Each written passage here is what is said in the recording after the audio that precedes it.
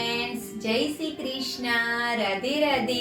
સ્વાગત છે તમારું મારા કિચનમાં.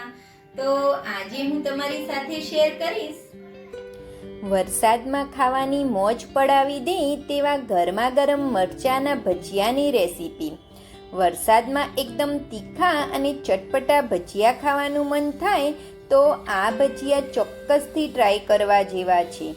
આ ભજીયાને આજે આપણે અંદરથી એકદમ ચટપટા મસાલેદાર અને ઉપરથી થોડા ક્રિસ્પી બનાવીને તૈયાર કરીશું. તો વરસાદમાં ખાવાની મોજ પડાવી દે એવા આ ગરમા ગરમ ભજીયા ચાલો બનાવીએ. તો વરસાદમાં ખાવાની મોજ પડે તેવા ભજીયા બનાવવા માટે મેં આ રીતના થોડા જાડા અને મોડા મરચાં આવે છે તે લીધા છે. તેને ધોઈ અને બરોબર કોરા કરી લીધા છે. હવે આ મરચાંને આપણે વચ્ચેથી બી નીકાળવાના છે, તો આગળનો થોડોક ભાગ આપણે કટ કરી લઈશું જેથી બીજ આપણા એકદમ આસાનીથી નીકળી જશે. હવે તેને વચ્ચેથી આ રીતે ઊભો કટ લગાવી દઈશું અને વચ્ચેના બી આપણે નીકાળી દેવાના છે જેથી ભજીયા વધારે પડતા તીખા બિલકુલ પણ ના બને. ભજીયા બનાવવા માટે આપણે થોડા કડક મરચાં હોય તેવા મરચાંનો ઉપયોગ કરવાનો. વધારે પડતા કૂણા કે સોફ્ટ મરચાં હોય તેવા મરચાંનો ઉપયોગ નહીં કરવાનો. સાથે જ આપણે ભજીયા બનાવવા માટે એકદમ તાજા અને ફ્રેશ અને આ રીતે સરસ ગ્રીન કલરના મરચાં હોય તેનો જ ઉપયોગ કરવાનો. આગલા દિવસે લાવી અને ફ્રીજમાં રાખેલા મરચાંનો ઉપયોગ બિલકુલ પણ નહીં કરવાનો. આ રીતે એકદમ સરસ ફ્રેશ મરચાં હોય તેનો જ આપણે ભજીયા બનાવવા માટે ઉપયોગ કરવાનો. આ રીતે આપણે બધા જ મરચાંના બી નીકાળી લેવાના છે.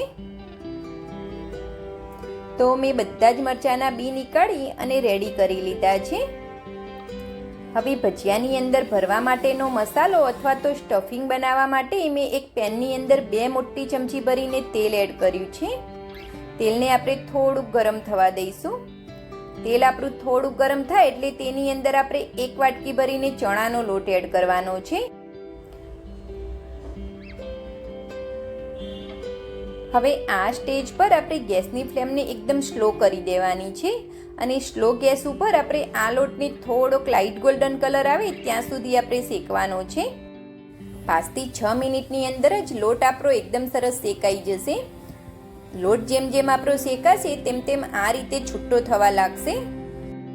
હવે 5 થી 6 મિનિટ પછી આપણા લોટનો કલર થોડોક ચેન્જ થઈ ગયો છે.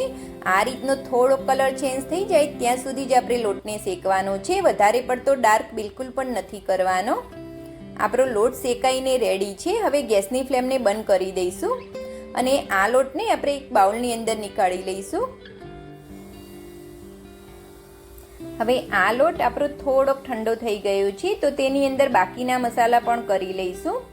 1 વાટકી લોટ સાથે મેં 1 વાટકી જેવા સિંગદાણાનો ભૂક્કો લીધો છે. સિંગદાણાને થોડાક શેકી અને તેના ઉપરના છિલકા નીકાળી લીધા હતા. પછી તેને દરદરા પીસી લીધા હતા. 1 વાટકી સાથે આપણે અડધી વાટકી જેવા સિંગદાણાનો ભૂક્કો લેવાનો છે. તેની સાથે આપણે 1 ચમચી મીઠું એડ કરી દઈશું.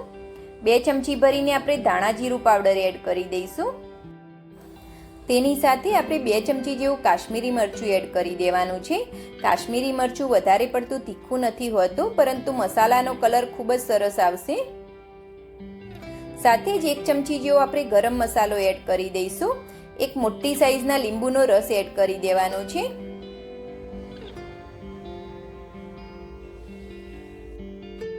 તેની સાથે જ આપણે 2 મોટી ચમચી ભરીને દળેલી ખાંડ અથવા તો દળેલી સાકર એડ કરી દઈશું. તેની સાથે જ આપણે ફરીથી 2 મોટી ચમચી ભરીને તેલ એડ કરી દઈશું જેથી આપણા સ્ટફિંગની અંદર એકદમ સરસ બાઇન્ડિંગ આવી જશે. બરોબર બધી જ વસ્તુને એકદમ સરસ મિક્સ કરી લઈશું. આ રીતે હાથેથી મસળી અને બરોબર મિક્સ કરી લઈશું. ફ્રેન્ડ્સ, આ સ્ટફિંગ બનાવવા માટે તમે ચણાના લોટની જગ્યાએ ઘરમાં કોઈ પણ ભાવનગરી ગાંઠિયા અથવા તો પાપડી ગાંઠિયા હોય તો તમે તેનો પણ ઉપયોગ કરી શકો છો. તેને તમારે મિક્સર જારની અંદર થોડાક પીસી લેવાના છે.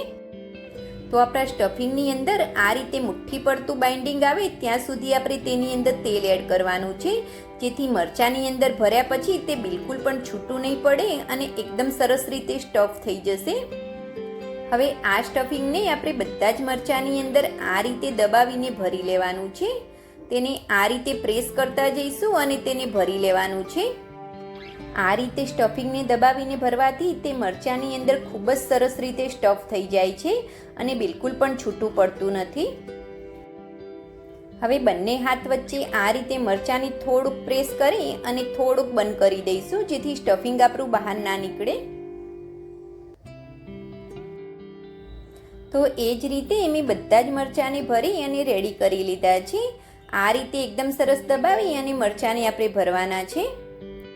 હવે ભજીયાનું ઉપરનું લેયર બનાવવા માટે આપણે ચણાના લોટનું બેટર બનાવી લઈશું. તો તેની માટે મેં એક બાઉલની અંદર 2 વાટકી જેવો ચણાનો લોટ લીધો છે. તેની અંદર આપણે 1 ચમચી ભરીને મીઠું એડ કરી દઈશું. તેની સાથે જ 1 ચમચી જેવા અજમાને હાથેથી મસળી અને આ રીતે અંદર એડ કરી દઈશું, જેથી અજમાની સુગંધ આપણા ભજીયાની અંદર ખૂબ જ સરસ આવશે. હવે બધી જ વસ્તુને એકવાર મિક્સ કરી લઈશું. હવે આ બેટરની અંદર આપણે થોડું પાણી એડ કરી અને ભજીયા માટેનું આપણે મીડિયમ થીક બેટર બનાવવાનું છે. આ રીતે આપણે થોડું પાણી એડ કરતા જવાનું છે, એકી સાથે પાણી એડ નથી કરવાનું. આ રીતે થોડું પાણી એડ કરતા જઈશું અને બેટર બનાવી લઈશું. આની અંદર મેં કેટલા પાણીનો ઉપયોગ કર્યો એ હું તમને લાસ્ટમાં જણાવીશ. આ રીતે આપણે થોડું પાણી એડ કરતા જઈશું.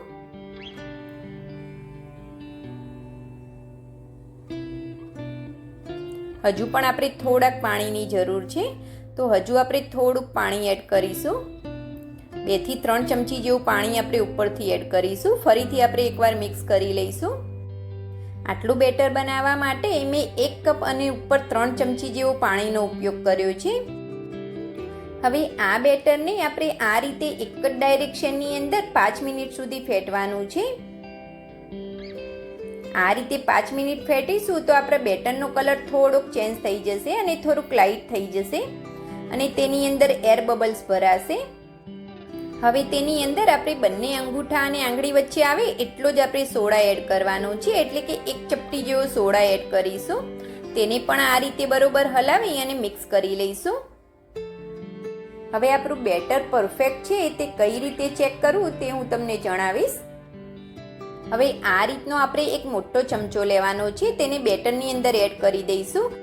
બેટર આપણું ચમચાની ઉપર એકદમ સરસ કોટિંગ થઈ જવું જોઈએ અને તેની ઉપર લાઈન બનાવીએ તો બંને લાઈન ભેગી ના થવી જોઈએ, તો જ આપણું બેટર એકદમ પરફેક્ટ બન્યું કહેવાય. એક બાજુએ મેં તેલ ગરમ થવા માટે પણ મૂકી દીધું છે. તેલ આપણું ગરમ થાય છે ત્યાં સુધી આપણે આ બેટરને એક કાચના ગ્લાસની અંદર ભરી લઈશું. આ રીતે ઊંડો અને થોડોક મોટી સાઈઝનો ગ્લાસ હોય તેવો ગ્લાસ આપણે લેવાનો છે. આ ગ્લાસને આપણે બેટરથી એકદમ સરસ ફૂલ કરી દેવાનો છે. આ રીતે એકદમ ફૂલ કરી દઈશું.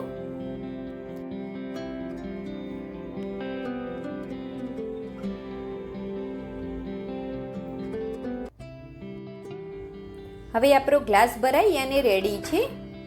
આ રીતે આપણે એકદમ ફૂલ ભરી દેવાનો છે. હવે બેટરને આપણે સાઈડમાં રાખી દઈશું. હવે તેની અંદર આપણે જે મરચાં સ્ટફ કરીને રાખ્યા હતા તેને આ રીતે ડીપ કરી દઈશું. આ રીતે કરવાથી આપણા મરચાંની ઉપર ચણાના લોટનું કોટિંગ ખૂબ જ સરસ રીતે થઈ જાય છે. હવે આ મરચાંને આપણે તેલની અંદર એડ કરી દઈશું. આ સ્ટેજ ઉપર આપણે ગેસની ફ્લેમને મીડિયમ કરી દઈશું. એકવાર તેલ ગરમ થઈ જાય પછી ગેસની ફ્લેમને મીડિયમ કરી અને પછી જ આપણે ભજીયાને તળવાના છે. હવે એ જ રીતે આપણે બાકીના મરચાંને પણ આ રીતે ચણાના લોટની અંદર ડીપ કરતા જઈશું અને અંદર એડ કરતા જઈશું. આ રીતે ગ્લાસની અંદર એડ કરવાથી આપણા ચણાના લોટનું કોટિંગ મરચાંની ઉપર ખૂબ જ સરસ થઈ જાય છે અને તળવામાં પણ ખૂબ જ આસાની રહે છે. હવે એ જ રીતે આપણે બધા જ મરચાંના ભજીયા અંદર એડ કરી દઈશું. તો મેં બધા જ મરચાંના ભજીયા અંદર એડ કરી દીધા છે. હવે આ ભજીયાને આપણે ઉપરથી થોડાક લાઇટ ગોલ્ડન કલરના થાય ત્યાં સુધી તળવાના છે. આ રીતે તેને પલટાવતા રહીશું અને તળી લઈશું.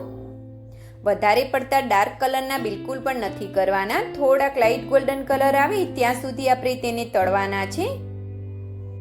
હવે 3 થી 4 મિનિટની અંદર આપણા ભજીયાનો કલર થોડોક લાઇટ ગોલ્ડન કલર આવ્યો છે. હવે તેને આપણે નીકાળી લઈશું. આ રીતનો થોડોક લાઇટ ગોલ્ડન આવે કલર ત્યાં સુધી જ આપણે તેને તળવાના છે. વધારે પડતા ડાર્ક બિલકુલ પણ નહીં કરીએ. હવે આ ભજીયાને આપણે નીકાળી લઈશું. તો જોતાં જ ખાવાનું મન થઈ જાય તેવા ગરમા ગરમ આપણા ભજીયા બનીને રેડી છે. તેને એક પ્લેટની અંદર આપણે નીકાળી લઈશું. તો આપણા ગરમા ગરમ આ ભજીયાને આપણે સર્વ કરી દઈશું. ફ્રેન્ડ્સ, ગરમા ગરમ મરચાંના ભજીયાની આ રેસીપી તમને ગમી હોય તો મારી વિડીયોને લાઈક અને હજુ સુધી મારી ચેનલને સબસ્ક્રાઈબ ના કરી હોય તો સબસ્ક્રાઈબ ચોક્કસથી કરી લેજો. ફ્રેન્ડ્સ, સબસ્ક્રાઈબ કરવું બિલકુલ ફ્રી છે. તમે પણ ચોક્કસથી ટ્રાય કરજો. Thanks for watching. જય શ્રી કૃષ્ણ.